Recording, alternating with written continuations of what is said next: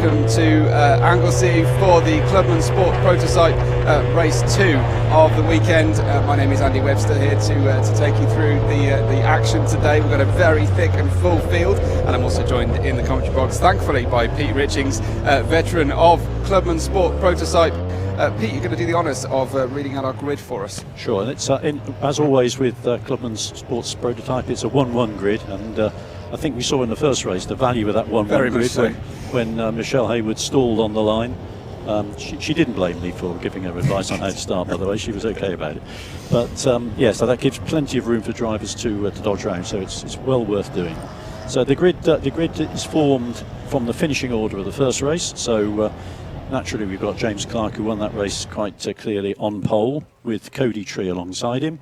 Cody's gone for a different set of tyres, which he was using yesterday testing, which he was a bit quicker. So he's hoping, and we're hoping, that there's a closer race there.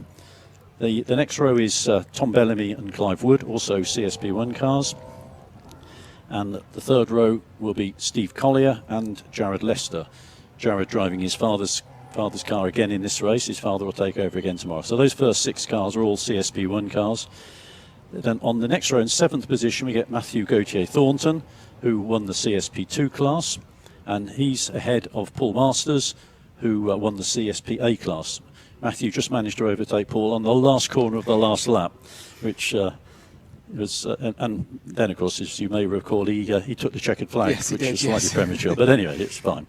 9th place is Graham Wilson in the CSP1 car, with alongside him Will Freeman in the 2nd place CSP2 car. Will's had to have a new clutch plate since the first race, so there's been lots of frantic work going on by his father and in the paddock to get that sorted. 11th place is Samantha Evans, CSP2, and Rodney Player, both CSP2 cars.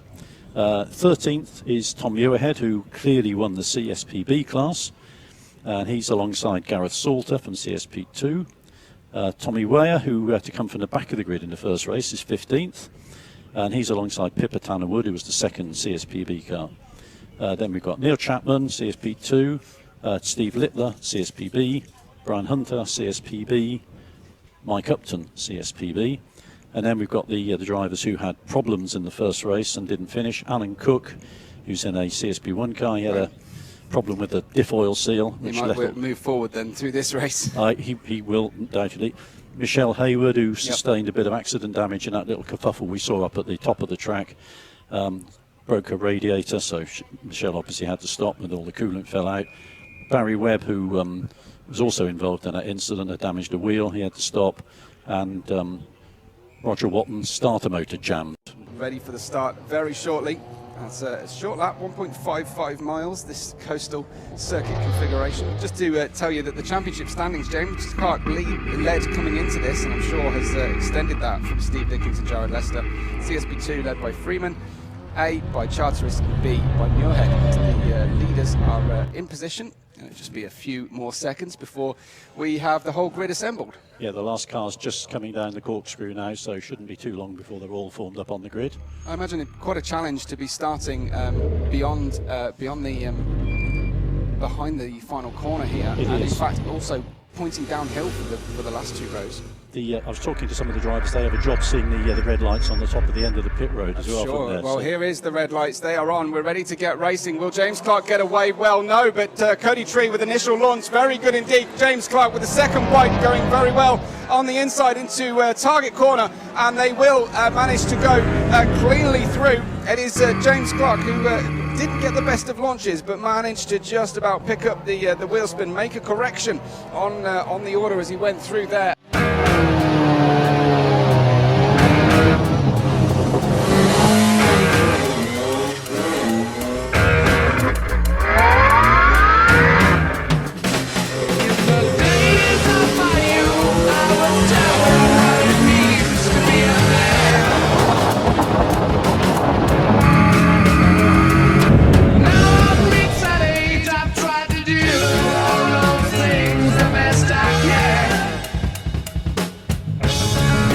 James Clark with a good exit out of the banking. We've got a couple of side-by-side runners as they come through. Church for the first time. 1, 2, 3, 4, 5, 6, all nice and safely. Looks like everybody has made it round safely and soundly. For the first half lap at least, and James Clark barreling on up the hill into the Rocket Inn. But we've got a big Jared Lester's problem. gone off on a run up there onto the grass. Rocket Inn. There was a huge lockup, but I think has managed to collect it before causing any damage. Yeah, it looked like he just ran out of road as he went up there and took a trip down the grass. Hopefully he's okay. Yeah, there will be cold tyres causing a much reduced braking performance. Yeah, Rocket Inn. There was a huge lockup.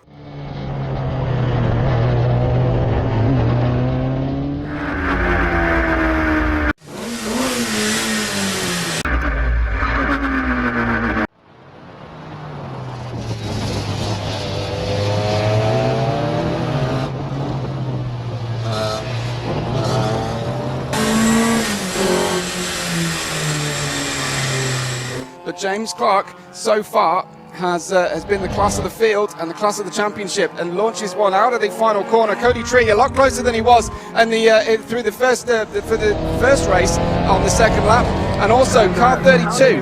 That is Collier, very close behind Wood, and hounding him down. The red liveried car up against Wood in the grey with the yellow flashings. Yeah, I see Alan Cook's coming through quite quickly from his position right at the back of the grid as we expected.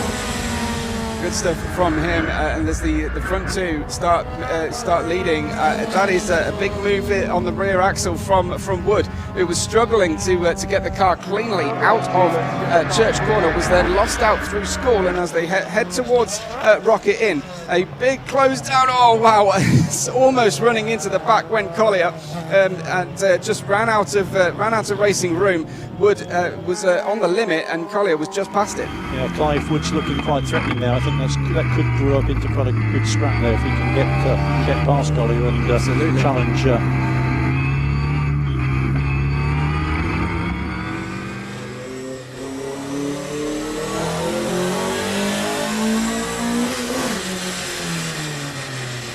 Challenge Tom Bellamy in front of him. Well, and Cody Tree's certainly sticking closer to James Clark this time. He is. They're looking good at coming out of the final corner, and actually Bellamy looking pretty good as well, managing to head this tail of the podium, and that is Gautier Thornton. I think just losing a place to car number 10 Masters, who is out of position here, but maybe he's going to have another go round the outside. These are not fighting for in-class honours. That is Gautier Thornton round the outside of Masters, making a rare move round the outside of the banking. Not seen many of those completed well today, but is that the difference in car performance coming to the front? Yeah, he's got a lot more power, so I think that would explain he was able to sort of get. Although Gautier Thornton's back in front again now, but I think he's going to squeeze. No, Gautier Thornton's braked a lot later, so he's going to stay in front. I noticed that Clive Wood has also passed Steve Collier now and is closing in on Tom. On Bellamy?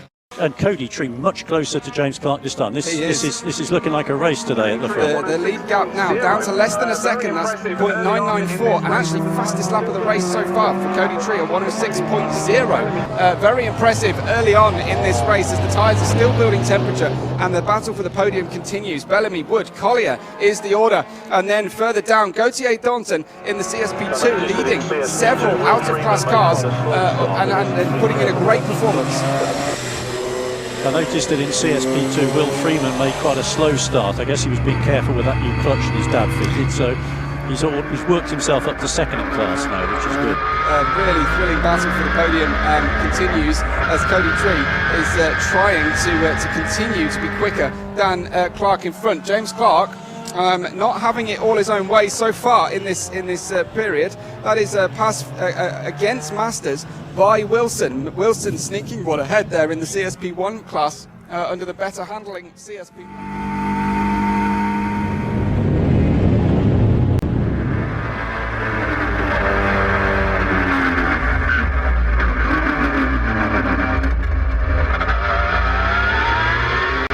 And there is James Clark clearing the line, and I think extending the gap by a significant margin that lap. Yes, he certainly edged him a little bit on that lap, didn't he? Yes. Really, really much stronger laps. And here they go then. The Pato 4 third position as they pass our commentary position is still Bellamy, Wood and Collier.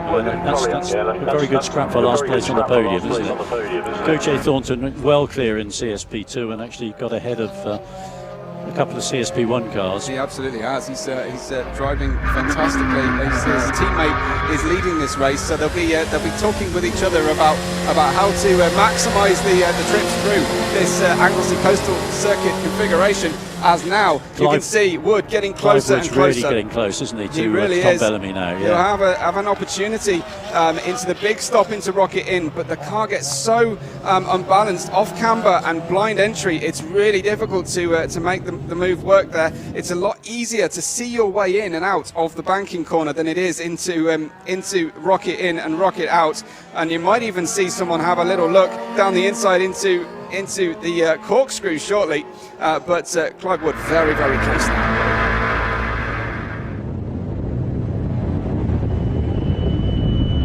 James Clark still continuing to edge away from Cody Tree. Nothing like he did in the first race earlier, but just edging away. Clive Wood still looking very close to Tom Bellamy. I think if Clive could find a way past, he'd be able to pull away, but Tom Bellamy is not the easiest driver to overtake. He knows where to put the car on the road. And Clive dives down the inside into the banking, but that was a bit too late and a bit too short.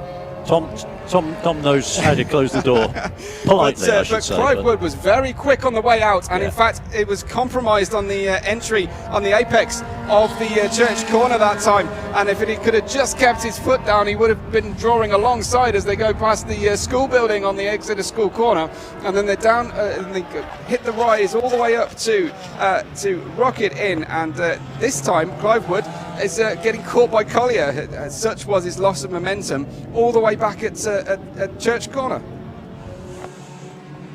Some good battles going on further down the grid as well, but we'll keep you abreast of what's going on. Leader of CSP2 remains Gautier Thornton. Leader of and the sole runner in A is Masters, and in the CSPB the leader is currently Muirhead still, as they were at the start of the race. The class leaders still leaders of the race. The leader is currently Muirhead still, as they were at the I think Clive Wood's just having a little sit back and going to have another attack on Tom Bellamy when he gets the opportunities. Oh, there's a nice move through the school corner there by the black car.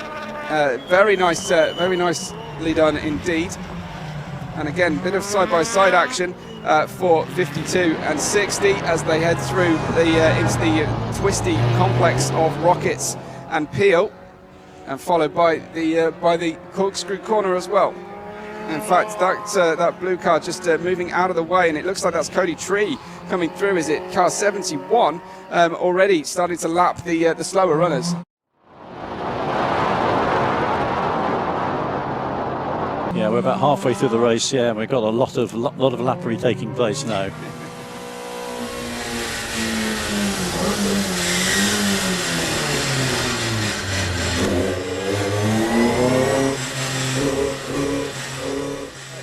James Clark, and I wonder, James Clark in the lead of the race. It looks like that lap 4 was an aberration where Cody Tree closed right up. So it looks like normal service resumed. He does have a 105 on the board once again, does James Clark, and I wonder if Cody Tree can get anywhere near that. Well, he's on a 106.0 so far. And Collier's very close to Wood now. They've got closed up in the back markers there, and Tom Bellamy's pulled away a little bit from them. They have really struggled through those back markers, and really struggling Wood to hold off the attentions of Collier for that 4th place. I think that Cody Tree put some tyres back on that he liked yesterday when he was testing, when he was quicker, but they're not the newest of tyres, so it may well be that whilst he had a nice early start, they're starting to go away from him a little bit now.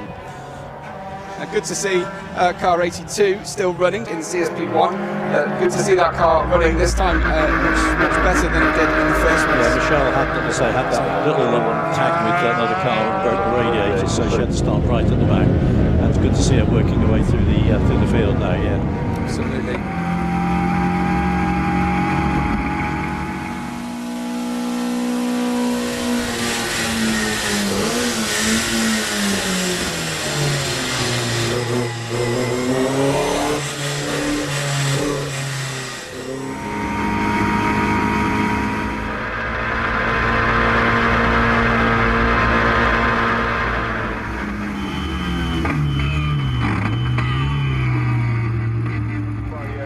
sorry, but as we get the gender right. That's box number 1, trying to do that one. Absolutely. Yeah. So there is. Then we've got Bellamy with a good lead now on that podium, ahead of Wood and Collier, who chase him down. There's 2 seconds clear, and their lead at the front for James Clark is 7.3 seconds. No change in class honours either, as Gautier, Thornton, Masters, and Muirhead still head each of their respective classes. Yeah, and Alan Cook's now caught with Paul Masters. So Alan has worked his way up well from the back of the field after his problems in the first race. Bellamy able to tear through the back mark as well, and this is Wood still defending here from Collier. Collier in the red, Wood in the grey with the yellow. Him. He was alongside him slightly there, but there's less grip on the inside of the exit.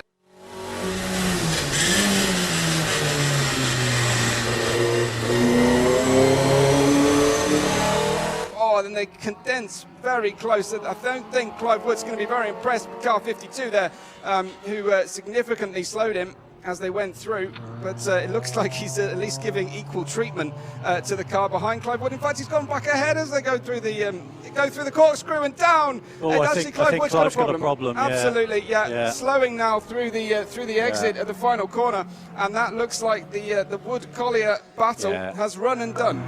But I've got to say, in Steve Collier's defence, this is easily the best race he's had since he's been in Clubmans. He's had a lot of problems, he's done a lot of work on the car. This is a new body he's done himself over the winter.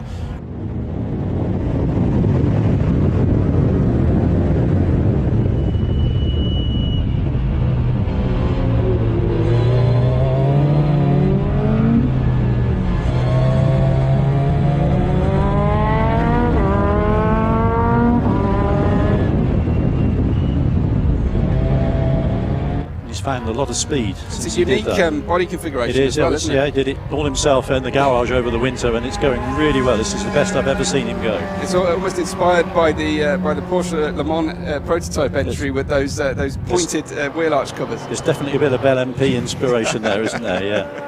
Absolutely. I didn't actually realise until looking at the cars in detail that they were free to modify their own bodywork.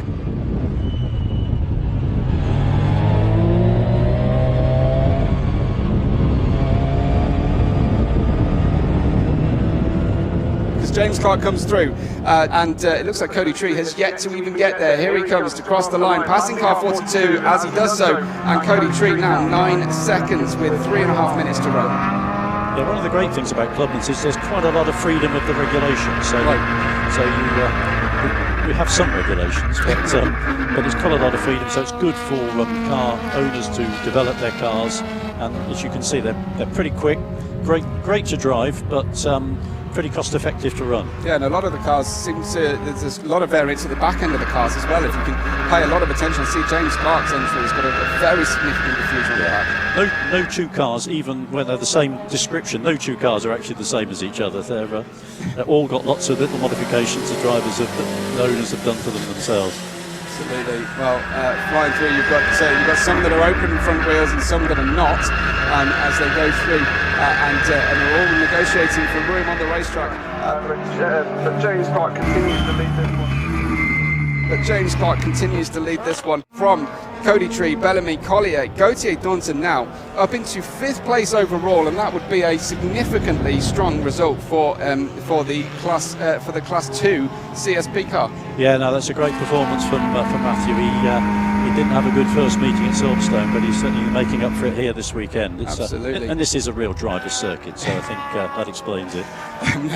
We're not intending to throw shade on any particular circuit like Silverstone, but this one definitely is one where the drivers make a difference. They really far more of the lap. They really can make a difference around here. And the undulation, the drivers love the undulation of this circuit as well. It's just a thrilling roller coaster ride. I think any circuit's got significant elevation change. Drivers always love. Yeah, absolutely. How about these long wheelbases though?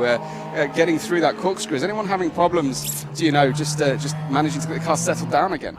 I don't think. I mean, the wheelbase does make a difference to the cars. It makes them a little more stable, but less nimble.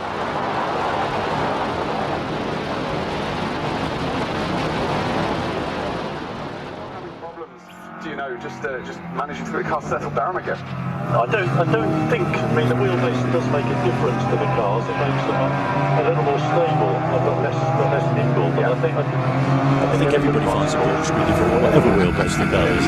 Yeah. You always get to the end of it and think, I could have gone down there quicker than I did. So or you've gone off the road. We have 1 minute 31 to go. James Clark has just passed the timekeeper and starters line, so I think we'll have two more laps now. So we will be running to a finish. Hopefully we'll get green flag racing all the way to a finish. A brilliant race so far. Just to update you on those class leaders once again: James Clark for Class 1, Gautier Thornton for 2, Masters the lone runner in A, and then still Muirhead still leading in Class B, but he's close behind by about 4 seconds. Is now 11 seconds. We've got Tanner Wood and Weyer just behind by 2 seconds in the Class 2 entry.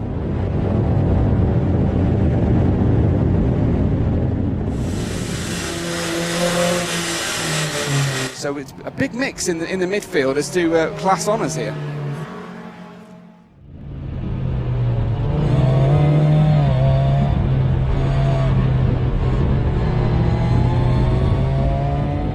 That's another factor of this circuit, that you do get a lot of mixture. Whether so you get the quicker drivers in the lower classes. Oh, we got Barry Webb just gone off on the back straight over there. Oh, he's taken the nose off. Has made a right mess of that front end. Unfortunately, it might look like smooth, beautiful laid turf out there, but I'm sure there's plenty of lumps and bumps and rabbit holes, certainly hair holes at least, that will be causing the cars to bottom out and lose that. I don't see actually where the front wing is. I wonder if one of our camera operators can make a look.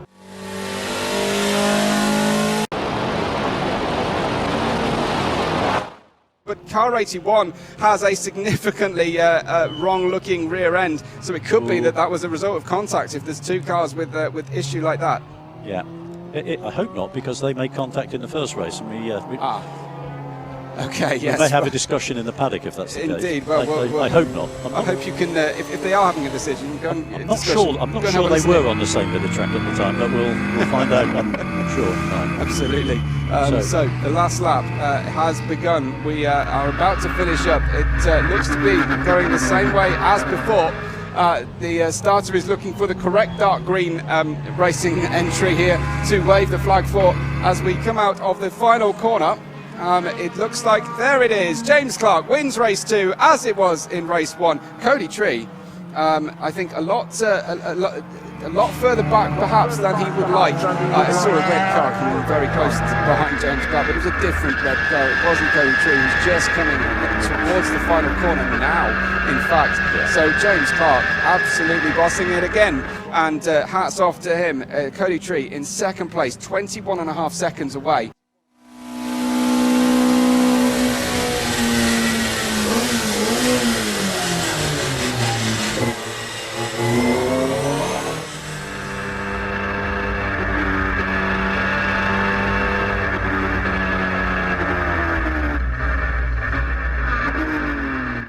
As Bellamy crosses the line in third place, completes the podium.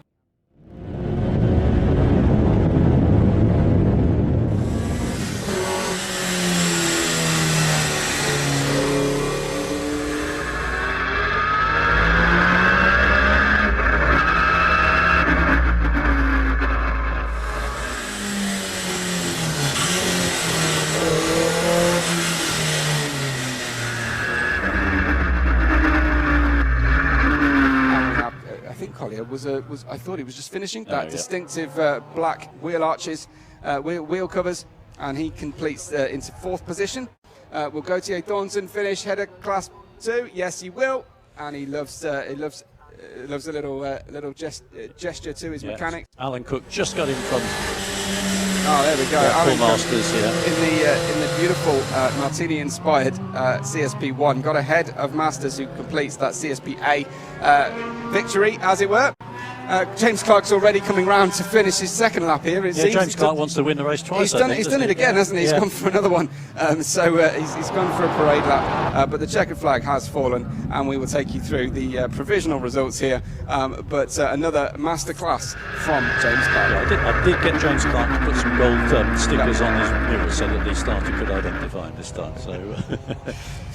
Very good indeed. Well, again, a very, very impressive display from James Clark. I wonder if Cody Tree or anyone else can find anything overnight, Pete. Well, they've got a lot to find, haven't they? I mean, whilst it stayed close for the first few laps, once James got the hammer down, then he was not going to be beaten. So there's a lot of work to be done tonight to find that time, I think.